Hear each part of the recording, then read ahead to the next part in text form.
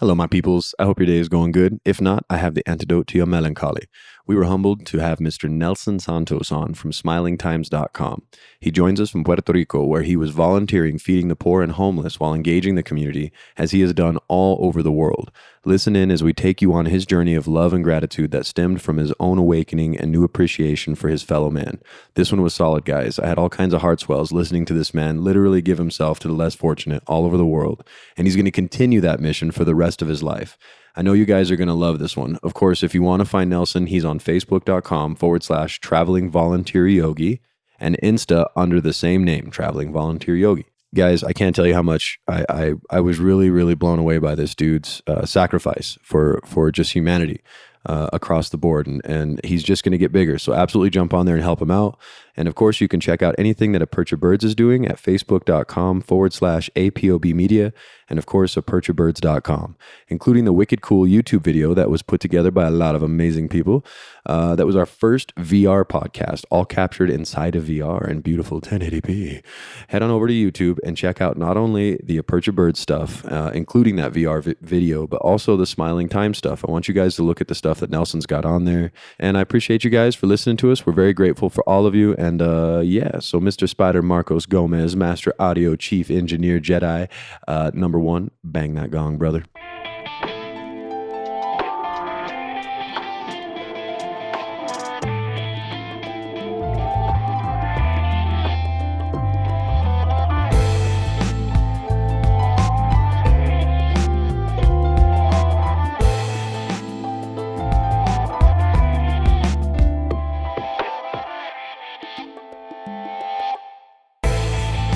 You are doing a very particular thing, which is a very positive thing. It's very few people are actually just dropping everything and going to help people, man. So that's why we thought when you had approached us and I looked into what you're doing and you were, doing the things you are, like the charity that you started. Let's start there, man. I do want to talk about the story to get there because I thought that was very huge. But what is the charity about? What do you do? So it's kind of everybody asks me that, so I'm kind of exploring different options, at this point. But the whole brand behind it, I guess, is Smiling Time. So that's the thing that runs everything, or my backbone of my life. Okay. So that started off as what would be as a positive news media outlet in 2013. I love it. So I thought too much negative news. Let's start focusing on some positive news. So started going through all that and said, hey, let's do it. And then one thing was going and it just wasn't working out, and like, fuck, Yeah. I want to keep doing. So, like all entrepreneurs and all that stuff and everybody was trying to figure out something, but I knew Smiling Times was something and about my life and how I was living it.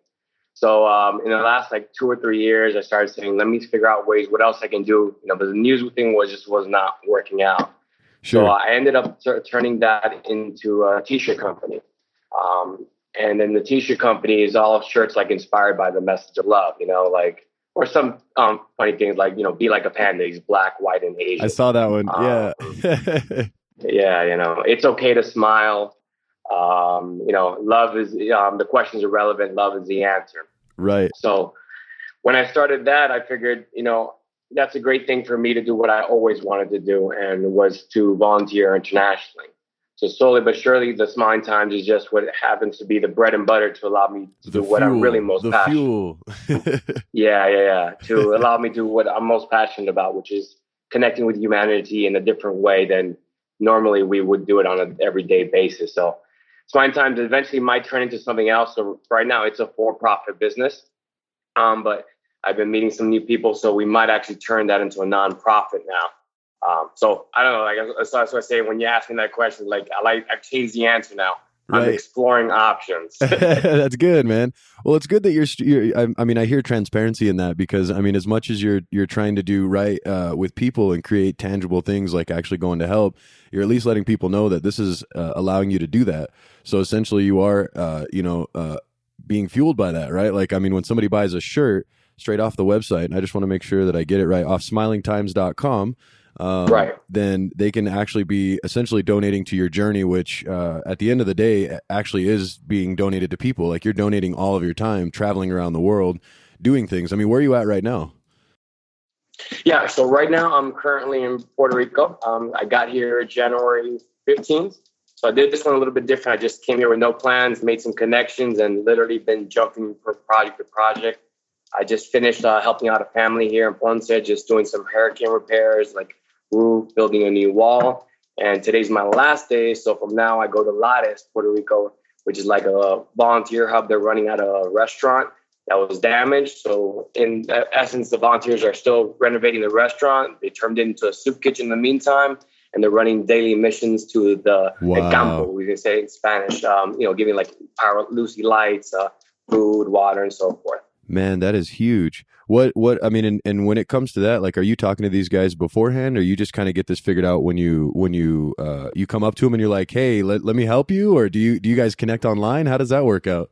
Yeah, so that's what I did differently this time. This time I literally came out, had one amazing friend, Jose, who runs BarMed Medical out here. It's a huge company with helps with government assistance. This is Medicaid. They said, look, I don't know what we're going to do, but I'll help you out. And I've literally been going from site, make a connection there, and then I jump to the next one. So I have no idea what's happening next time. I literally found out where I'm going to sleep tomorrow this week. I had no idea a month ago, so it's just connecting people and telling, hey, I want to help. Sometimes it comes off a little strange, like, what do you mean you want to help? but yeah, I mean, it's from one day to the next. I don't know, but I'm enjoying the new variety or the spontaneity of the life, of the adventure now. That's so amazing, man. So you've been jumping all over doing this, and when you do the food stuff here, what is the typical stuff that you end up doing? Is it a lot of times just like feeding people or building houses? Like, what do you find yourself being asked? What's the need lean more towards? So I always tell anybody, like, as far as like, if you want to get involved, humanitarian work, the obvious main things are soup kitchens. Okay. And we could do that anywhere in the world. Right in your backyard, there's going to be a soup kitchen. People always got to eat. And that makes sense. Right. And it's so easy. There's no retraining on the nonprofits part. You can get started one day. Hey, pass the food out, or do like what they do is the food banks, they get the little packages, like a box of cereal, macaroni and cheese, you put them together in a little package. You just have to wrap them up. And then animal shelters. Anybody can walk a dog, or some people don't like dogs, but I'm fanatic about animals. I really love dogs. So, spend some time in an animal shelter, but I've done everything, man. I've done from hospice care to dealing with the sick and the dead and dying in Myanmar to, here in Puerto Rico, helping with hurricane victims. So I've done a little bit of everything. Holy cow, man! And so I guess in that same instance, are you finding something that you like more? I mean, do you like walking the dogs more? Do you like feeding people? I mean, it's all really the same to you. Well, what I'm finding more is that I can't stay put. Okay. So I love jumping around. I mean, people ask me, so like, what's the next thing? As far as what I like more, since I like the variety of life and these different aspects, I like seeing what people are doing around the world. The next portion is, again, exploring the option of bringing volunteers where I go to. All this is also to inspire people. Hey, you can do this. A lot of free food and accommodation. So I want to start connecting with a smaller organization who may not have an online presence on like the big sites like Workaway, HelpX, and then bring them up to attention. Hey, look, I can let's bring some volunteers over. Let's start doing it. I'm going to help you out how we need to fix this, or maybe something you weren't doing correctly. That's not why you're getting the volunteers. And I'll keep jumping from site to site, country to country. And I think that's how I'll continue living the rest of my life. Wow, man. So you're essentially trying to start to lead and bring in more volunteers as you go. I mean, is that, are you going to start using? Yeah. Okay. Are you going to start using the site more for that? Like to create more community there? So what I've done now, and it's gotten pretty, it's growing at a nice pace. I started a Facebook group called Volunteer Overseas for Free. What started as like, sometimes they say there's no coincidence. I was in this little group, had like 100 members. And then for some reason, one day Facebook said, would you like to become an admin? Okay. I just pressed okay. And then started messing around with it. And today we got 3,500 humanitarians all around the world. They're all, volunteer. And all I do is just post online places where we can get free food and accommodation. And so part of that is the first test here, where my next site is I've connected with a lady, and I posted, and I have volunteers who are ready to come to Puerto Rico. So that's like one of those things that's making my heart smile. This will be the first time I can actually bring volunteers to an organization that wasn't, nobody knew about outside of Puerto Rico before. Oh, that's so huge, man. So you're actually getting other people to emulate what you're doing to help, and this could almost legitimately be considered internationally, right? I mean, because it's Facebook, it's really all over the Yeah, world. no, definitely. I mean, I got people from all around the world on the group, and it's cool connecting with people that have the same mindset. So yeah, it's really it's a new adventure. So I'm excited to see where that falls. But I do want to give something for free, and especially like any entrepreneur is always giving a lot of value to society. And I've always figured, what can I give society for free that doesn't have to do with me selling them anything that I need to get in return? Right. And I guess that's one of my legacies I want to leave, is this Smiling Times thing and the branching out of it. And the volunteer group is something I think is a tremendous asset I can provide to society since I've had this experience now. Dude, that is so cool. I mean, and so when you created this, did you, I know that you didn't just jump right in doing that, but I did read your history, which you guys can find on the Smiling Time site. But I saw that you had read Awakening the Giant, right? Isn't that the name of the book that you had read that kind of... Yeah, that was the first book I've ever read in my life. And it was real simple. Life is about choice. I mean, those are words that change your life. Right. And I mean, and it looks like it kind of worked, man. Like just taught you the way. And then you worked with I shouldn't say it taught you the way, but I think it kind of gave you the philosophy, whereas Daryl, right? Glacier? Do I have that right? Yeah, so it seems like he was doing what you're starting to do now, but just he was doing it maybe on a smaller scale, because I feel like you're now the international version of what you were telling me about with him. So do you see yourself as being that kind of person, like eventually starting maybe Smiling Times or something like that, to where you guys just swarm a place that needs help, like how Puerto Rico went down? I'm sure that if you had a little army, you would have probably been there the day or shortly thereafter that storm had hit, right? Right. Yeah. So people like him, Daryl is an amazing mentor in my life. Somebody who, this guy was, if people don't know, nonprofit work, you see them, they get paid, but what they get paid is like, how teachers are underpaid, same thing. I mean, this man works 7 days a week. The pay he gets is nothing compared to the amount of work. And to see how he puts so much effort and time into Hands-On Miami, which is essentially one of the groups I started volunteering with locally, just was an amazing thing to see. And that inspired me, like, man, if there's people like this around the world, like, this is nuts. They just dedicate their life to service, Yeah. So people like him have definitely inspired me to continue doing this, and just knowing that this is the path I want to do. But yeah, the next, again, exploring the option is, there's the disaster out there. I can have, my own crews out there and say, hey, let's go do this, or take advantage of what Facebook is, which is another community online. And I truly love what Facebook group has done, just like how we met in the Gary V. I mean, it's really connecting us on a different level. Yeah. An amazing, inspirational man as well. So, the community it's definitely a community aspect. I always tell everybody, this is what volunteering is. Not for one person, but all of us getting together for the greater good of love. It's just simple as that. Man, that is huge. So what is the story in Puerto Rico right now? I mean, I just thought of that when I had said the storm. I have that correct, right? That they had a lot of damage, and they still continue to have a lot of fallout from the damage from that storm, right? That came through and knocked out power and destroyed, different buildings and things. Sure. Right?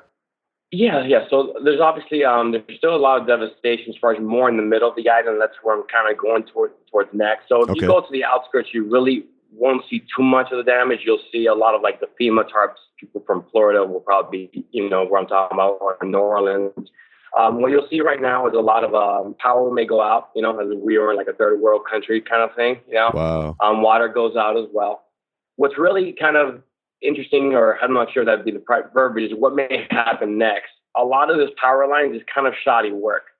So in a couple of months, we're going to see if this is going to hold. And that's only my main concern out there. As far as the resilience of the people of Puerto Rico, they're happy-go-lucky, and they say, se levanta, Puerto Rico se levanta. So, keep moving forward. So everybody's there in that spirit. It's more about what's going to happen now in the next hurricane season. Are these wire things going to hold up? And they're about to sell the power company now. Is it going to happen again? Yeah, but it's really like, there's literally lightning bolts like just on the side of the road, like barely hanging, and the actual power line. Oh man. So yeah, and then a lot of places you'll hear all these motor noises. The plantas, they're power plants. So a lot of people are just still running on generators. So it's more about what's going to happen with the next storm. Maybe even if it's a category 1 or 2, would this shoddy temporary work will hold up? It's really what I'm concerned about. That's my main thing. I would say that, and a lot of Puerto Ricans seem to agree with me that, will this hold up? They're doing just enough to get you back on. So that's what we'll find out. Right. Well, in that same idea too. I mean, I know that I had heard a lot of stuff, but again, I mean, you're there, and it's a great time to be able to ask you. But I had been told, or I guess I had read that Tesla had jumped in and done a lot of stuff in order to try to compensate for that. Do you see any of that? Like they had brought in batteries and tried to create a way to stabilize the power, I believe. I heard about that, but I don't think it got defined. They were looking for land. I heard that, but I don't think they ever got the final go ahead. As far as like donations and stuff, I mean, you can definitely see people. There's a lot of like nonprofits that popped out of this. Like a connectrelief.com as well. Another one gives you brigadas, which is basically a brigade of volunteers, and they can set up their own thing. So you see a lot of people coming out. And these guys are based out of Puerto Rico. Yeah. Sorry, I didn't mean to cut you off, man, but those guys are based in. Okay. Yeah, so you definitely see a lot of nonprofits as far as coming up out of nowhere and trying to help out, and you see different FEMA's everywhere. Got you. What is your opinion of FEMA, man? I mean, like, are they well received by the people? And I mean, because there's granted, I mean, news is news, man. There's all kinds of different opinions of it. But how do you see the people their view of FEMA, and then vice versa? How do you see FEMA treating those people? Yeah, great. Honestly, yeah, no, great question. Because that's what I was asked, and like how the media portrays, even Donald Trump and so forth. And surprisingly enough, some people have asked, like, who cares? I'm just living my life. It really is not even a subject of matter. The only thing that I like most recently this week, I ran into when I was fixing the house, one of the guys there, they tell me that, FEMA didn't give him enough money. But aside from that, I mean, there hasn't been too many people talking too much about FEMA. If anything, I met some military veterans that were telling me that they still had food, that there was some mix-up of something of food, that over supply of food was there, and they didn't get to people in time, so they ended up throwing away food. So I did hear about that, but what a problem! Yeah, exactly, for a guest distribution channel. So, I mean, to tell you the truth, it's not like I'm hearing people complain about it. It's not really a topic that comes up. I've asked them. Most people are like, look, we're just trying to live our life. I can tell you there is one big issue that has come into is the government themselves of Puerto Rico not paying the people. Some people are like 2 or 3 months behind in checks because of the government. My own friend hasn't gotten paid over in their companies. I think it's like $1 million. Their own through the government because they're so behind in payment. So I can tell you that definitely has been an issue that's been brought up a lot. Just the lack of finances that the government owes their workers. That's insane, man. Because I mean, this is legitimately seeing somebody on the ground being able to tell me almost counter to what the mainstream news is telling me, but also in the same line of that. I mean, and this is not I don't ever get political, but just for sake of saying so, because it was in the news. But with Trump, he was trying to say that exact thing, that his reply when they were trying to say how FEMA, the federal arm was handling the emergency situation right after that storm, they were trying to say that well, we need to get Puerto Rico to pay its checks or pay its bills before we start talking about other things. And they thought that was just angry, Trump talk. But I mean, it kind of is the truth. Granted, it might have been done at the wrong time, the way that the timing is wrong, but that seems to be the truth. But in the same breath, I mean, he was saying that they had responded right away. And that was what was interesting to me is like, it is a territory of the U.S., right? Puerto Rico? Yes. Right. And I thought it was interesting how instead of it just being love, like if it was New Mexico or Florida, I'm sure that he wouldn't have had anything to say like that. You know what I mean? It would have been jumping right in. So I could see both sides of the story here. Like this is mostly just the news playing to, these extremes almost. But I'm glad to hear that you're saying to me that it's not like, everything's exploding still and there's people running around and there's zombies and vampires, man. That's fucking awesome. Because I mean, you just get this, like you said, like how, like Smiling Times had come up to be a positive news media source. And I think that even when it comes to a situation like this, where it's such a big drawn out ordeal, that's just, it's fucking opinionated. That's all it is. It comes down to who do you do you watch Fox News or CNN? As an American, like I like to hear you tell me from the ground that like you're over there volunteering and there's people actually being fed. I mean, who has an issue with having too much food, man? Like that never happens. I mean, like you said, New Orleans, I don't think that they had the same kind of positive response. But again, I didn't have Nelson Santos down there, doing an awesome Skype interview, what I mean? Like on the spot to tell me this sucks or there's actually like on fire zombies running around, whatever, right? So that's awesome, man. And with that, I mean, do you feel like they have a bad opinion as people of mainlanders? I don't know what they would call us, like stateside folks. Like when you come over there, are they like, oh, you're a mainstream guy or something? I don't know. So yeah, what's really cool. I mean, again, this is part of volunteering. I met a good friend of mine, Jojo. He's an author. He writes about political economics. So I had the pleasure of him actually walking around with him. He's kind of showing me the ropes about how he does his thing, and he writes his book and asking questions. And, one of the questions was like, how do you feel about Puerto Rico and the independence? And, you get all sides of the coin. Some people like the PIP, which is the Independence Party of Puerto Rico. And some people know and say, hey, we need to be a part of America so we can get all the benefits, especially with the Jones Act. I'm not sure if you're familiar with it. You can't send anything directly to Puerto Rico. It's got to go back to this. Yeah. Are you kidding? It's got to go to the States and then go to Puerto Rico. So, yeah. So stuff like that inhibit packaging, and of course, taxation and so forth.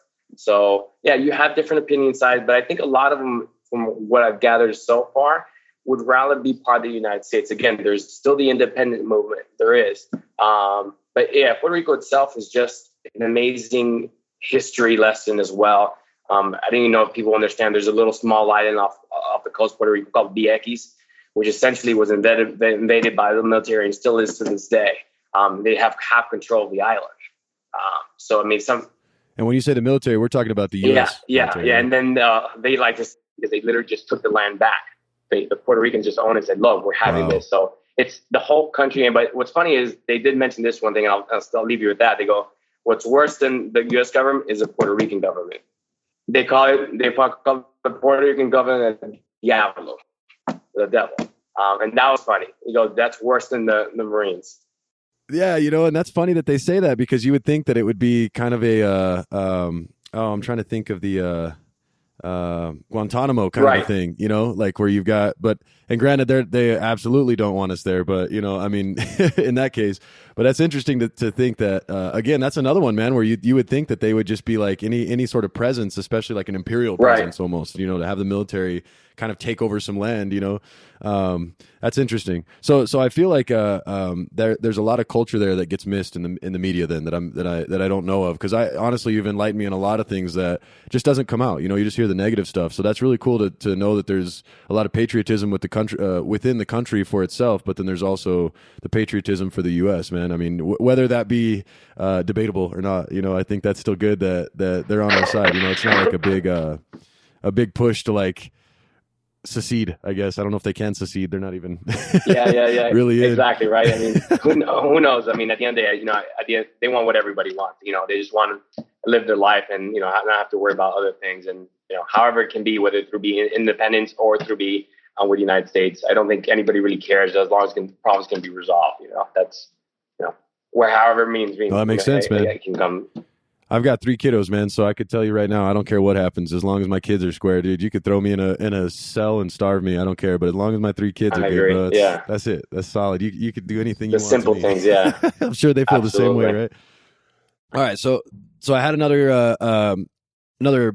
area that I kind of wanted to bring up because I thought this was really interesting, man. So you have been doing this since 2013-ish, right? That's when you kind of turned around. I mean, 2009 I saw that you had started, but 2013 is when you really get going. Yeah. And then so I've been doing, whole like the humanitarian guy thing for like 8-9 years now.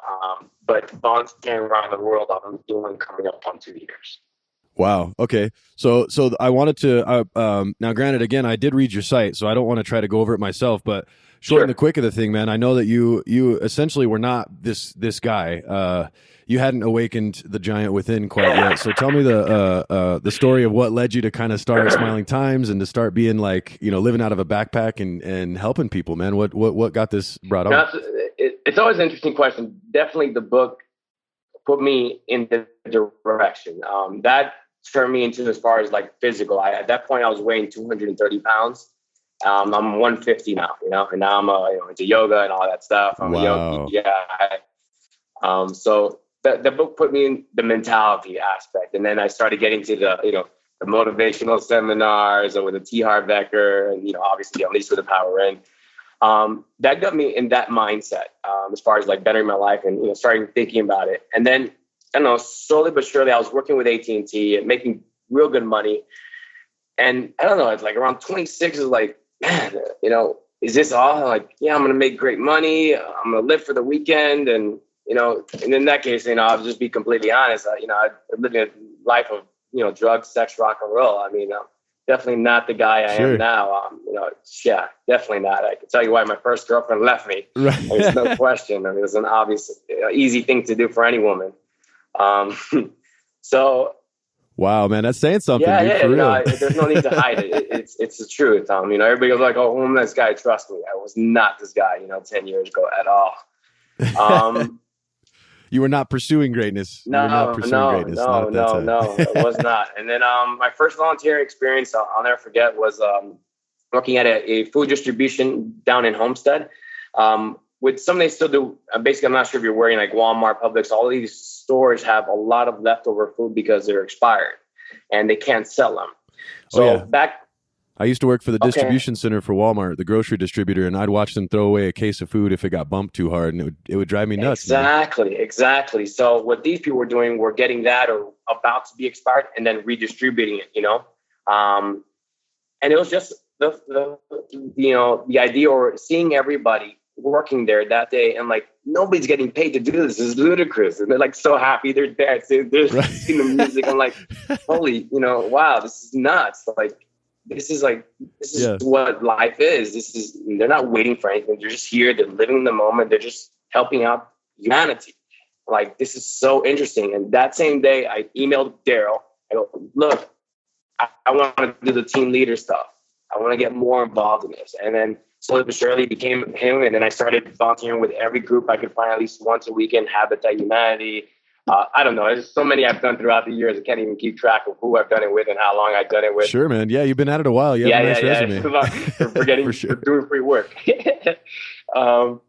Right. So, that was it. And then it's always been, after doing like 3 or 4 years, I said, I want to start doing this internationally. And it just never kicked in, you know. I was like, I want to do it. And then I went through my ups and downs. Should I pay to do this? It doesn't make sense. And I guess the time was never ready. And then I finally became a digital nomad. For people that don't know, I'm sure your probably audience does know, be able to work remotely. I found a job that let me work, in Miami, but they also gave us the opportunity to work remotely doing intellectual property sales. And then another mentor of mine, Robert, said, you can start moving now. Hello, you're already doing it from home. Like, you're right. So I started that, went to Alaska, and then I thought I was going to stay a couple of months, maybe go home, and then just ended up being abroad for 1.5 years, and then came back home for a couple of months, and now I'm in Puerto Rico. But it's little things, but little things. What's funny is even though I had this dream a long time ago, it never materialized until I think I was actually ready and I understood it, So that's a good thing, is the patience. That's huge to say that, man. Yeah. So I think some people can jump into something like that, and it could probably be overwhelming if they were to not have taken the time to really understand what they're talking about when it comes to truly giving. Because I noticed a theme that I've heard you talk about a few times, and it's purely, honestly, I think you'd have to be an American, which, I mean, that is most of my audience, but as Americans, we're trained almost, and we're built into this system where money is what we worry about. And it almost makes you freak out as an American when you can't think of how you're going to get your next paycheck, because you have to be tied into the system, man. And it is honestly a great sacrifice, I think, to think of, I don't know what I'm going to get for money. How am I going to eat? I don't know where I'm going to lay down, for the next week. Like you're saying, you just figured out where you're going to sleep tonight or tomorrow, right? Today, or when did you figure that out? I figured it out a day ago. Yesterday, the day before yesterday. Yeah. I mean, that's truly a pursuit of greatness, man. And I think that's going to speak volumes to your story in the future, because there's going to be people that would, say something as a naysayer, and you're going to Gary V the hell out of them and be like, nah, man, just drop it and go. What the fuck are you doing? You're going to die. Yeah. You need to just go. It's funny. Because I mean, you started this journey that long ago, man, and I couldn't imagine what kind of impact you could have had if it was 5 years earlier that you got to start. But I feel the same way, because I'm the same way with podcasting, that you had to be ready for it, right? 100%. Because if I had done this 5 years earlier, I don't think I would have had the maturity, and I wouldn't have had the same.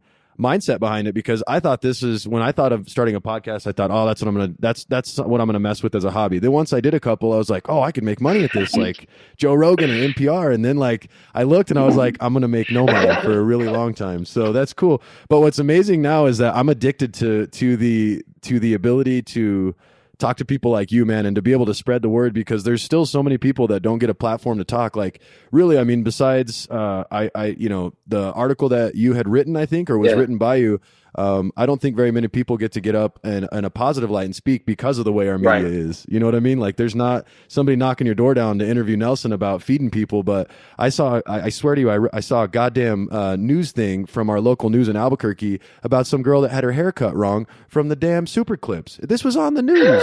And I like our local, like, here, and I'm like, man, I got people that are over here, actually feeding the homeless and helping people that don't have those things. And I'm looking at somebody with their A-line bob jacked up, man. I'm like, this right here is exclusively what's wrong with American media, man. It's just, I mean, why can't we talk about the good things? But no, but that's huge, man. Like I said, I come back to it. Like, I think the thing with the money is really big, and this speaks to the same stuff that Tony Robbins, that Grant Cardone, that Gary Vaynerchuk, all these super kind of cheeseball guys. It's really not that cheesy, because you are an example of that. Gratitude is what is moving you forward. I mean, it's gratitude and love, man, and that's huge, man. So you got Puerto Rico. Do you have plans for where are you going to after Puerto Rico? Sure, yeah. I actually would have stayed here longer. I'm here till April 25th. My sister's going to get married. So I love you, Rebecca. Congratulations. So I'm going to go visit her. And then, so from there, maybe stay in Miami a week or two. And then I'm either going to Cuba or to Mexico. And you got to work, a little bit more, make some more money online. So I'll probably do the weekend warrior volunteering. So just volunteer on the weekends and focus on my digital assets. And from there, I'm going to do Central South America for the next 1 to 2 years. It's probably the goal. Practice my Spanish and so forth. That's awesome, man. And you're based out of Miami. I mean, what do you speak Spanish? I guess that's a good question to ask, because you're going to be floating all over. I speak a good amount of Spanish. It's been a while, so that's kind of the point. I said, let me focus on my Latin roots, and so I put myself in situations where pretty much anybody only speaks Spanish. So that's the good thing about it here. I have no other choice. Right, and then you're definitely going to have a whole dialogue. Even probably going to get some Portuguese in there. You start getting deeper south. Man, for sure. I got a friend in Brazil where that's a plan for this year as well. Yeah. That's huge, man. So, okay. So are we looking at any sort of a book coming out of you, man? Are you taking notes on this? I don't know if you're sure. So, is that something you're doing? I don't know about book, but I can't tell you, it's been in my mind lately, I want to dominate, or I will dominate the volunteering space. I want to be that go-to guy. So whether the book comes out of it or not, I could That is so amazing, man. I'm going to quote that piece for your podcast. I want to dominate the volunteer space. I want to love hard, dog. So dominate. I can definitely see talks in my future of, what volunteering is. And, one thing I always point out, a takeaway from me is like, look, I do this around the world. I get it. Maybe a little bit more than what the average person do. But look, we can do this on a day-to-day basis. And most of us do, but some of us just don't realize we're doing it. Help that old lady across the street. Help the neighbor, pay a cup of coffee. Hold the door. I can't tell you how many times adults can't hold the door or say thank you and please. I'm like, man, that goes for miles when you just say thank you when I hold the door for you. You know what I mean? Like, no. That's a big pet peeve of mine. That's my point, though. I mean, that's exactly what I'm trying to say. I mean, every day, just take a little bit of time to, be conscious of where you are, wash the dishes for mom, whatever it may be. I don't care how old or young it is. We can all volunteer ourselves every day, every minute of the day.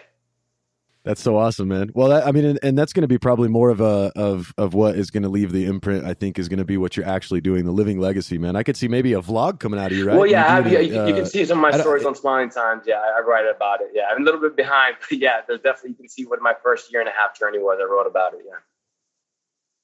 Right. Well, you're actually out there doing it too. I know that you have, and I'm just clicking through here. I know you have the blog, but we've got you on Insta we have Insta, too, and if you want, you can actually see the videos of volunteering on Smiling Times on YouTube. Just look up Smiling Times. You can see my videos of Philippines, India, Thailand, and so forth of the organizations I've worked with. Yeah, and then he's on Instagram as Traveling Volunteer Yogi. And you see a picture of the yogi himself there, so you can't miss him. And so, hey, let's talk about that. So, do you? I know that you said that you do. You are a yogi, or you're practicing yogi. Yeah. And do you do classes while you're out there? Talk to me about that a little bit. Yeah. So, yeah, definitely. Yoga is part of my life. It's part of what I started the first part of it, the journey when I went to Alaska. I went to India and got my yoga certification. So, yeah, I'm a teacher, but yeah, it's just for me. My practice. Don't really care to teach too much, but yeah, it's just something part of my life, and it keeps me away from taking any pills. So I do meditation and yoga, and that's my anxiety release. That's huge, man. So that's your outlet to be able to control the old sex, drugs, and rock and roll, Nelson. Is that what you're saying? Yeah, definitely. Without that, no doubt about it. Yoga and meditation has definitely helped me out a lot. It's a very big part of it. I always wear my mala. So you'll see me counting. If you're seeing me in the street, you'll see me with my beads and just counting, and usually just saying gratitude. Talk to me about that. What is that? What's it called again? So essentially, it's good for chanting or for meditation. Just count so you keep your mind busy. You could just say whatever you want. One current mantra that I've been using a lot, which I love as well, is everything's always working out for me. Just keeping that mindset, everything's always working out for me, and it does. Sometimes, like at the little last minute, but it works out.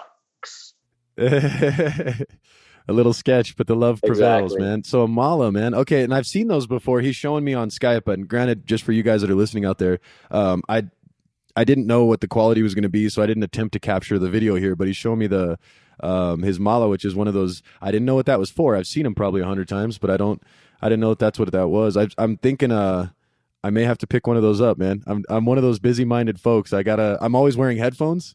And I get in trouble because I have to have them going or I can't work. I work in IT, so I can't. I'm very social. If you can't tell, I do run a podcast. And no, you're definitely good at it. There's no question about it.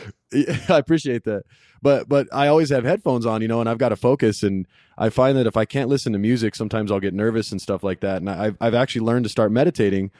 Just part of my journey since I've started to mess with some podcasting and stuff to keep myself clear, because it takes a lot of work and you're on social media more than before. You go to take, and I'm sure you have the same issue. Like you're constantly having to check your phone to keep up with your traveling yogi stuff. You know what I mean? Then you're checking your website, you're communicating. And some days, like I just go from a computer for my 9 to 5 back to a computer when I get home. And like it gets stressful because I just want to kind of shut off sometimes. And I think that can, I might turn to beer, whereas I could see somebody like yourself being smart about it and actually being conscientious, man. Yeah. So that's huge. I really respect that for you, because I could see traveling like and not knowing where to eat and stuff like that. I'd be like, shit, I need a beer. I need 2 beers. I probably had 3. I'm sleeping at the bar. No, absolutely. It helps. They're taking advantage of some medical marijuana as well. Yeah, there you go. Yes, sir. Medical. I like how you put that. Yes, sir. Well, I'm gonna try that Maya business, man, because I would love to explore a space that I feel like when I interview a guest and I see that you're into something, I would love to challenge myself. Joe Rogan did yoga every day for 10 days or it's 30 days, something like that. And he said it was just mind blowing how it changed everything for him, and including his mindset. And he said that was interesting to him because it wasn't. He was going to different types, like the hot yoga, and then he would go to more advanced yogis that would just tear him up, he said. And then he'd go to like classes where he's in there and, it's like all the old people that are trying it for the first time and farting, he said, the whole bit. So actually, after, touching on yoga just real quickly, that's how I got the name Smiling Times after meditation. That's just, I was coming up, with a name, like, what can I call this empire that I want to do? And Smiling Times just popped up into my name. So that came after a class of yoga, or immediately after. Well, I love it. I think it all ties together perfectly, man. And I think one of the things that I'm seeing as a recurring theme is that you like to travel. I don't think I've touched on that. Where is some of the places in short that you've traveled, and what was one of the favorite places and maybe one of the worst places? I do like to cover those too. Sure. So so I haven't done too much traveling, because the fact of the matter is I've learned that I'm not those people that does 50 countries in a year. That's just not my style. And more about duration. As in, the more I travel more, the more I understand that I want to stay longer in each country. So right now I've done Myanmar, Philippines, Thailand, Nepal, India, Malaysia. Oh, you don't travel at all, bro? Nah, that's nowhere. Come on, man. That's awesome. Compared to some of my friends. And I'll touch on the worst thing. So especially the way I live my life. So there may things that may have more. It's not something that's worse, I would say. They're just made things that have more resistance built up on others. I like everything, okay? Just something I have more resistance built on. But definitely the most interesting experience I've ever had is definitely Myanmar. There's nothing that got me ready for that. I did that journey on purpose because I wanted to deal with death. And that was hard. So it was living in a monastery. The first day I'll never forget. I went there, got in there, like, so we're about to do. The guy's showing me the ropes. So, okay, you want to be in charge of washing patients while you're here? I'm like, sure, let's go do this. So we go the next day after sleep. I see this lady who's, all of them are living on cardboard boxes in this, in this little shack. I don't know, shack, but it's a building, but there's cardboard boxes. She hasn't taken a shower in like a week, covered in feces. You can smell it in the air as well. After I take your shower, she's happy and so forth. And then right after that, there's a kid like 5 boxes down, starts going through convulsions and shaking.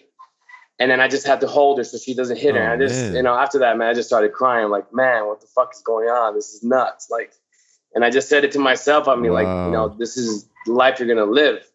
Are you ready for this now? So I'm like, I said, talk to myself. I'm like, I got it. I know I can do this. This is it. And then the next day it was like nothing. It's a part of life. And that's, Buddhism teaches, we all experience suffering. You just deal with it and stop worrying about why, it is what it is, and you keep moving forward. So yeah, that's definitely and will always touch my heart, and it's going to get me ready for what's going to go next, because I'm going to do more work like that. When I volunteer, I don't go to, the nice side of the country. I go where I'd probably be very few foreigners. Exactly. And you don't need help in Miami Beach, like that, which is great. Obviously you need a certain degree of it, more environmental, but, the places I go to is, more in the villages and so forth. And that to this day has been the most breakthrough experience, aside from India as well. That one time in India as well, if anybody ever goes to India, you don't need to go look far. I mean, I met a great man, Ashkuk, we through email connection. We literally went to the store, bought some food, went under the train tracks. Kids started popping up that are homeless, living on the street, and we fed them. I mean, I was crying that day too. Wow. So those two experiences definitely have changed my life. But Myanmar was, because I stayed there for a while and lived in that monastery, was something I'll never forget. It's something out of this world. Man, kudos to you, man. I mean, that I couldn't imagine the emotions you go through. I mean, I always think about like being a cop, in the States would be kind of tough to see like a kid kind of abused, but to see an entire neighborhood, man, or like an entire, at that point, it's almost the country. I mean, I know that, and again, I listen to a lot of mass media. How should I put this? Being an American, I can only get media that I choose, or it's just going to be put in front of me. But through the media, I could be talking completely out of my ass. But were you seeing a lot of issues with the government in Myanmar? Because I had saw that they were discriminating against the Rohingya. I may be saying it wrong, but they're a minority there of some sort. And I saw that they constantly talk about how they're being starved or they're being treated worse than the majority of the population. It's like a religious thing. Yeah, so shed some light on that. That's another perfect example of like media and so forth. I mean, the people I was in Yangon, and a little bit further down from there, half of the Burmese people that were there didn't really know what's going on up in the north. So I could never even really get a straight answer, to be frank with you. And I can tell you, when you go up to the north, they just don't allow it. There's checkpoints and so forth. So I can't even tell you what the actual truth was. Because even though Burmese people were having a hard time explaining to me, maybe it was a language barrier, but they couldn't even tell me what was going up in the north. So to this day, I'm still kind of confused about it. It's again, what the media says and what was there was two different things. You can't go up to the north. So as a foreigner, you have no idea what's going on. You don't even see it. So I honestly, I'm still confused. I still have some friends out there and they just never could give me a straight answer. So whether maybe they don't want to talk about government or what, in the South, it's not even an issue. It's not even brought up. So it's just how it is. But it's a beautiful country. And what I found fascinating, in every state you go to, they dress differently. So it's really fascinating. I can tell you, it was an issue that when I tried to bring it up, either they didn't know about it, they didn't want to talk about it. We just didn't get any further than that.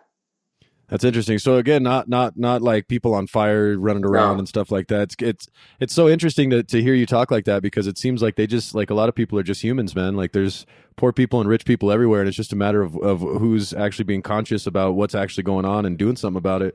You know, because that's what I'm hearing from you in terms of the theme. Because it seems like in Puerto Rico you had people that were willing to help, but they just needed more people, more hands on the ball, you know, to be able to make it happen.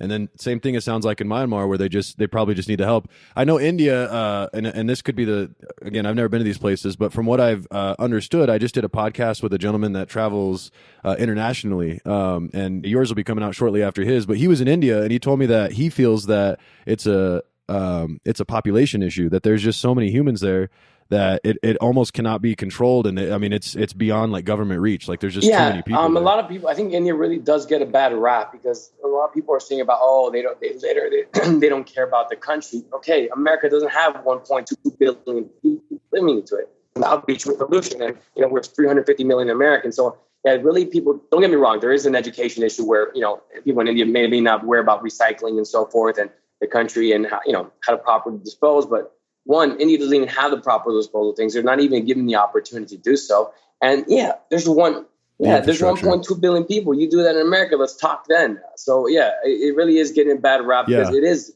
and he's absolutely right. It's a huge population.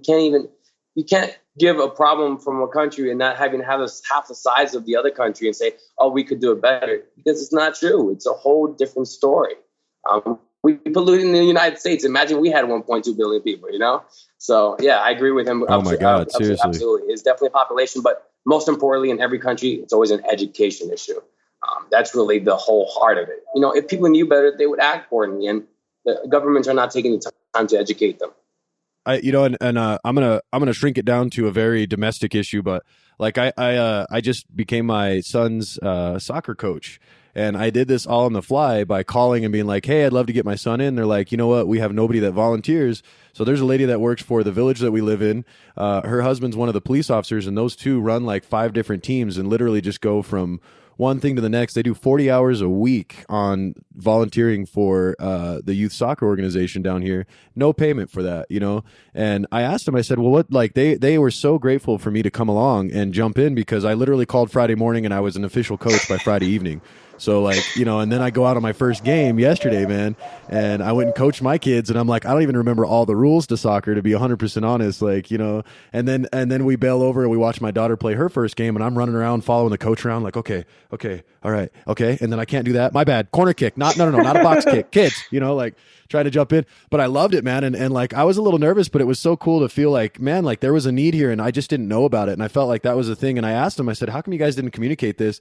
They said, well, we are, but people always come with stipulations, I can't work this day, I can't do that, and to just be a person that could just come in and say, whatever you need, I'm there, and granted, that's not for everybody, but it really seemed to be, I hadn't seen gratification like that out of somebody, because they instantly were like, oh my God, dude, like you have helped us unbelievably. So I'm like, I've been here one day, but yeah, I'm sure, and I was like, I know some people. They're like, some people that will volunteer. So I feel like the communication barrier was huge, because they were just blown away by it. And I was like, I've got a few friends, they're dads. I got some moms in there too that I could probably be like, dudes, let's go, like, wear a shirt and hustle some kids around, So do you feel like there is a lot of opportunity out there for people to volunteer, and if they're are they maybe just not getting it put in front of them? Because I don't know where I could volunteer locally, to be honest with you. It's not something that I see as a commercial for, helping, and like I probably see more animal shelter shit than I do actually helping people around here. I mean, where would you recommend a resource or a place to start if I wanted to volunteer locally? Feeding people or soccer, right? Yeah, so it's simple. I mean, there's a nonprofit like in every block. Unfortunately, they're dealing with a big homeless society, but easiest patches definitely recommend is find on your local Hand-On Network chapter, volunteermatch.com, and Habitat for Humanity. I mean, between those 3 sites, you will not have a problem. You can find tons of volunteering. As far as like, why don't people do it more often? Granted, I think you're going to find a variety. You have the people who just don't care, straight up, it's not a part of their life. But those are usually the same people who will contribute financially. So you need those people. And then sure, the other people, again, it's just simply not aware that there's an opportunity for it, and it's not brought to attention. I mean, frankly, I was brought up by volunteering because of the radio commercial. But what first led me to it was an AT&T. They had somebody from United Way saying, "Hey, donate," but hey, we also do volunteering. I'm like, oh wow, I didn't even think about it. So you're right. some people don't even know about it, just haven't grasped that mentality. So yeah, it's a different thing. That's huge, man. So I have a challenge for you, man. Since I'm just coming up with this shit because that's what I do. I just come up with shit. I think it would be amazing for you to put up a page, and if it is not something that you're able to get done without some help, I would love to help, man. Sure. But I would love to be able to put a resource up there to where people could go to like a / off of your site and be able to actually find sites like that. And I would love to be able to share that and try to push that, man, to be able to get some people out there. Or do you have it already? I guess I didn't. I already do. Absolutely. You can find me on Facebook. Or you want to just go to the URL, volunteeroverseasforfree.com. Get you directly into the Facebook page. And if you want to expand tell you a little bit about the next step of Smiling Times, that's actually going to be a process turning into a website. So it will be a completely free resource to give you exactly that, to do what I'm doing. Nobody pays. It'll be run directly on donation basis. So yeah, that's already up and running. And we're getting to the next level at this point. So volunteeroverseasforfree.com. I love it, man. I love it. And I'm looking at your site, and I wasn't trying to talk down to it because I do see you've got India, Thailand, Portland, Alaska. Like you've got the hospice, the skill center in Chiang Mai. You've got Clean Himalaya, India, the Seva Kitchen. Yeah. Did I say that right? Yeah. Seva Kitchen. Okay. And so if you guys check out his site, it's smilingtimes.com, and then you'll just see at the top, it's the charities button, and there's a bunch of the charities. I'd imagine that you've worked with these guys personally. Yeah, then, all right? those are the ones I've worked with, and have a few bit more, so I need to update those as well. But yeah, those are the ones I've worked with so far. That's huge, man. So look out for that, guys. I definitely want to see some some love go his direction. Even if you guys are just giving him some boosts on Facebook, we need more people, more good, positive media. We need some more Nelsons out there, man. I wish I could do it. I have 3 kiddos, and I think that's something that we've honestly started to talk about. As silly and as funny as it is, like we would rather do the remote work and not be stateside and be traveling. And I would like to, entertain using the podcast as a media or a platform, should I say, to be able to have people like you talk, and if I could travel around the world and add to that, that's my dream job, to be 100% honest with you, is to be able to not, and again, I'm not trying to be corny and be like, I would love to open a charity as well, but to have more people like yourself that I could put on my podcast that are in positive, maybe some of the leadership that you worked with, and talk about the struggles they go through and highlight those things and actually talk correctly instead of having CNN tell me the wrong goddamn story, because I thought Tesla was over there doing work, man, in Puerto Rico. Now that's all backwards to me. I was telling all my IT crowd, I was like, yeah, no, that Puerto Rico's good. Tesla jumped in there and he's got it all going. But that's interesting. They're still having issues. They still need help out there. So if anybody wants to volunteer, check out Smiling Times, and also check out your local. So Hands On Network has local chapters. Okay. But yeah, Hands On Network, you type it in, you'll get it. And then Habitat for Humanity all over the U.S. where it need help. And yeah, just, be surprised, look for food banks. You'll find those anywhere in any state you are. Yeah, and anybody in New Mexico, we do have the Roadrunner Food Bank. If you guys want to, just in short, just one that I know off the top of my head is the Roadrunner Food Bank. Excuse me, and they help out a lot of kids. They help out a lot of people that, they don't have like a process for you to. I don't like it when a charity has, like, you have to meet some sort of a criteria. I like when they're willing to allow you to just pull up, like the Roadrunner will actually go to poorer communities. We actually just moved out of a rural community, and they'll just pull up and they'll say, hey, we're going to be here at such and such time, come by, and they'll just give you bags of food, man. And I love to see love like that. Like it literally chokes me up a little bit, because I love to see people try to actually go out there and like, man, this kid legitimately can go home and probably have food that he hasn't had for a while, or maybe just something that, mom wasn't willing to buy. A Butterfinger can change a kid's life. It's like Christmas to a kid that's starving. You know what I mean? Absolutely. So what else did we not cover, man? I know that we tried to talk about all of Smiling Times. What else do you got going on? Anything that we haven't talked about? I think that's about it. I'll continue doing this. This is my life now, living a life of service. And pretty much covered everything I'm doing right now. Nelson, I want you to make sure that you hit me up whenever you get another project coming up, or the next time that you're in another country. Let's talk some more. Maybe we can do some. We could do something on site with maybe some of the people that you're talking to, and get again another platform for these guys to maybe be able to explain what's going on. And we got a lot of people that listen to podcasts, so hopefully we get the right person in there. Maybe it's the next one to make the connection for somebody that needs it, for sure. You got it, man. In a couple of months, I'll hit you up, and we can get you interview some locals or anything on. Absolutely. That sounds good, Nelson. Well, all right, brother. I think this is going to wrap this one up. I can't tell you how much I'm appreciative of having humans like you in the world, man, and continue pursuing greatness, man. Likewise, brother. Again, nothing but love and gratitude, and thank you for the opportunity to share my story. All good stuff, Nelson. Thank you so much for coming on, man, and I'll definitely be in touch, buddy. All right, take care, brother. Have a good one.